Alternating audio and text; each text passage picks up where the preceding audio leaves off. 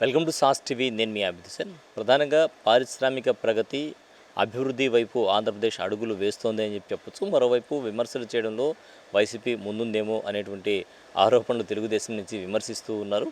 మరి మనతో పాటు అభివృద్ధికి సంబంధించి మాట్లాడేందుకు తెలుగుదేశం పార్టీ రాష్ట్ర కార్యదర్శి చైతన్య ఉన్నారు. అసలు నిజంగానే అభివృద్ధి ఆ దిశలో సాగుతోందా? ఇటీవల జరిగినటువంటి ఒప్పందాల ఫలితాలు ఏ విధంగా ఉన్నాయి? ఎంఓయూల ఫలితాలు సిఐ సదస్సు వైజాగ్లో ఏదైతే జరిగిందో దానికి సంబంధించి ఫలితాలు ఏ విధంగా ఉన్నాయి? తదితర వివరాలు ఈరోజు చర్చిద్దాం. ప్రధానంగా నమస్తే అండి చైతన్య గారు.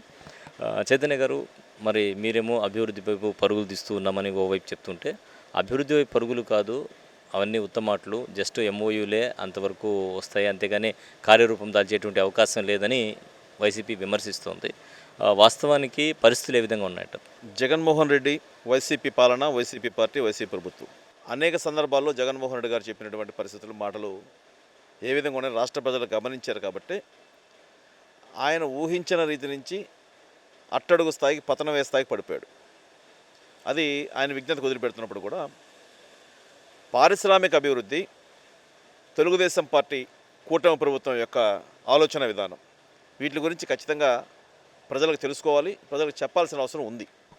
కారణం ఏంటంటే 2014-19 నుంచి చంద్రబాబు నాయుడు గారు ముఖ్యమంత్రిగా ఉన్నప్పుడు ఆ రోజున పరిస్థితులు బట్టి రాష్ట్ర విభజన, అప్పులతో కూడినటువంటి ఆంధ్రప్రదేశ్, రాజధాని అనేది లేనటువంటి ఆంధ్రప్రదేశ్, ప్రజలకి, ప్రపంచ దేశాలకి, పారిశ్రామిక వ్యవస్థకి ఒక హోప్ ఇవ్వాలనేటువంటి పరిస్థితుల్లో ఆంధ్ర రాష్ట్ర విభజన జరిగింది. సాంకేతికంగా కూడా ఆ విభజన సరైన విభజన కాదు.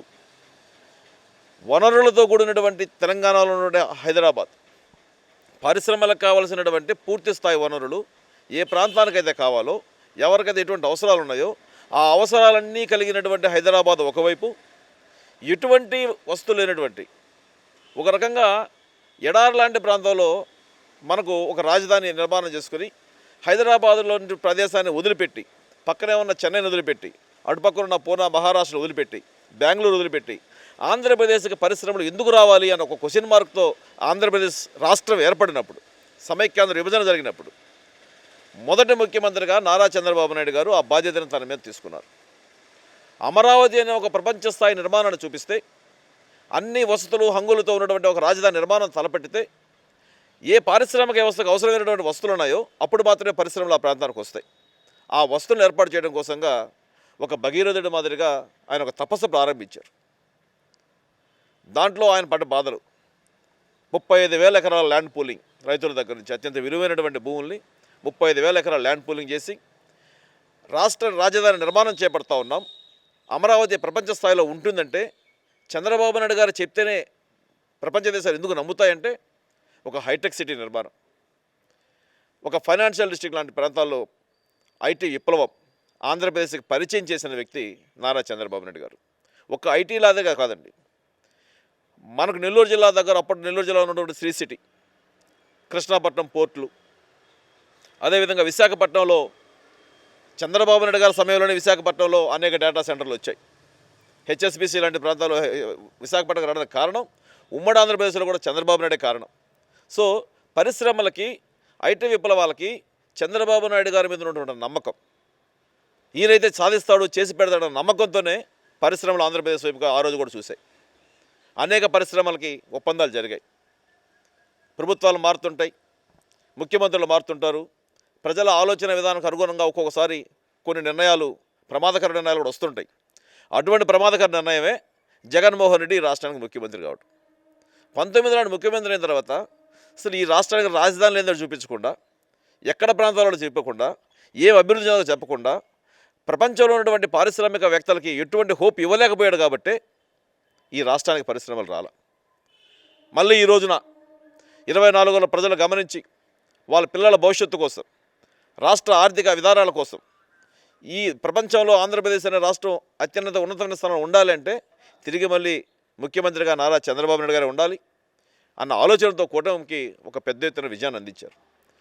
విజయం తీసుకున్న మొదటి రోజు నుంచి కూడా నారా చంద్రబాబు నాయుడు గారు ఈ రాష్ట్ర ప్రజలకి ఏ కమిట్మెంట్ అయితే ఇచ్చాడో, నారా లోకేష్ గారు యువగలంలో దాదాపుగా 3,000 కిలోమీటర్ల యువగలం పాదయాత్ర చేస్తే ఈ పాదయాత్రలో అడుగడుగున ఆయన కనపడినటువంటి బాధలు, ఇబ్బందులు, యువత పడుతున్నటువంటి అనేక ఆలోచన విధానాలని తీసుకొని ఈ రాష్ట్రంలో పారిశ్రామిక అభివృద్ధి జరిగితేనే ఈ రాష్ట్ర యువతకి యువగలంలో ఏ హామీలు అయితే మేము ఇచ్చామో ఆ హామీలు నెరవేర్చగలమన్న ఆలోచన విధానంతో నారా లోకేష్ గారు ఐటీ శాఖ మంత్రిగా, పారిశ్రామికవేత్తగా, పారిశ్రామిక అభివృద్ధి చేసిన మంత్రిగా ఆయన తీసుకున్న నిర్ణయాలు, వీటికి తోడుగా పవన్ కళ్యాణ్ గారు ఉప ముఖ్యమంత్రిగా ఈ రాష్ట్రంలో ఒక బాధ్యత కలిగినటువంటి నాయకుడిగా, బాధ్యత కలిగిన పార్టీకి అధ్యక్షుడిగా ఆయన పూర్తిస్థాయి సహాయ సహకారాలు అందిస్తూ దేశ ప్రధాని నరేంద్ర మోడీ గారి యొక్క సహకారంతో ఒక ప్రయోగం ప్రారంభించారు. సిఐఏ సమ్మిట్ చేస్తే గత ప్రభుత్వంలో ఇదే విధమైన ఒక సమ్మిట్ నిర్వహించారు జగన్మోహన్ రెడ్డి గారు. లిటరల్లీ భోజనాల కోసం దనుకున్నారు, మనం చూసాం. డ్రెస్సులు వేసుకుని, అద్దె డ్రెస్సులు వేసుకుని పారిశ్రామికవేత్తల పేర్లతో ఒక డ్రామా తీయాలని చూస్తే ఆ డ్రామాను కూడా సరిగా తీయలేక భోజనాల కోసం తన్నుకుంటే ఆంధ్రప్రదేశ్ పరువు పోవడమే కాకుండా ముఖ్యమంత్రికి ఆయన కూడా అబాస్పాలయ్యారు. అటువంటి సమ్మిట్లు నిర్వహించాల. సిఐఏ పేరుతో ప్రపంచ దేశాల నుంచి అత్యున్నత స్థానంలో ఉన్నటువంటి అనేక కంపెనీలు ఆంధ్ర రాష్ట్రంలో జరగడం జరిగింది. ముఖ్యమంత్రిగా నారా చంద్రబాబు నాయుడు నమ్మారు. కూటమి పాలనలో తిరిగి ఈ రాష్ట్రం అభివృద్ధి జరగదని నమ్మారు. మొదటి రోజే సిఐఏ సమ్మిట్ మొదటి రోజే దేశ చరిత్రలోనే ఒక రికార్డు స్థాయిలో 8 లక్షల కోట్ల రూపాయల పెట్టుబడులు పెట్టడానికి ఇప్పుడే పుట్టిన ఒక రాష్ట్రానికి అనేక పరిశ్రమలు వచ్చాయంటేనే ఈ రాష్ట్రం పైన నారా లోకేష్ గారు కూడా కమిట్మెంట్ ఏంటో మనం అర్థం చేసుకోవాలి. ముఖ్యమంత్రిగా చంద్రబాబు నాయుడు గారికి ఈ యువత అభివృద్ధి మీద ఉన్న కమిట్మెంట్ ఏంటో మనం అర్థం చేసుకోవాలి. ఇక రాజకీయాల గురించి మేము మాట్లాడట్లా, జగన్మోహన్ రెడ్డి పతనమో ఇంకోటి మేము మాట్లాడట్లా. ఈ రాష్ట్రంలో పారిశ్రామిక అభివృద్ధి జరిగితే అందులో వచ్చే ఉద్యోగ అవకాశాల్లో, ఉద్యోగాలు పొందే వాళ్ళల్లో వైసీపీని అభిమానించే వాళ్ళు, జగన్మోహన్ రెడ్డి అభిమానించే వాళ్ళు కూడా ఉంటారు. కేవలం తెలుగుదేశం పార్టీకి సంబంధించిన వాళ్ళు, లేకపోతే కూటమిలో ఉన్న జనసేనకు సంబంధించిన వాళ్ళు ఉండరు. ఈ రాష్ట్రంలో ఉన్నటువంటి అందరూ ప్రజానీకానికి, అందరూ యువతకి, అందరూ ప్రజలకి ఉపయోగపడే విధానం ఈ రాష్ట్రంలో పారిశ్రామిక అభివృద్ధి.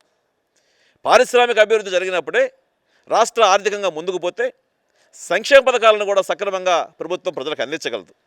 ఆ సంక్షేమ పథకాల్లో కూడా తెలుగుదేశం పార్టీ వాళ్ళు మాత్రమే ఉండరు. వైసీపీకి సంబంధించిన అభిమానించే వాళ్ళు ఉంటారు, జగన్మోహన్ రెడ్డి అభిమానించే వాళ్ళు ఉంటారు. వాళ్ళందరూ కూడా సంక్షేమ పథకాలు లబ్ధి పొందుతారు.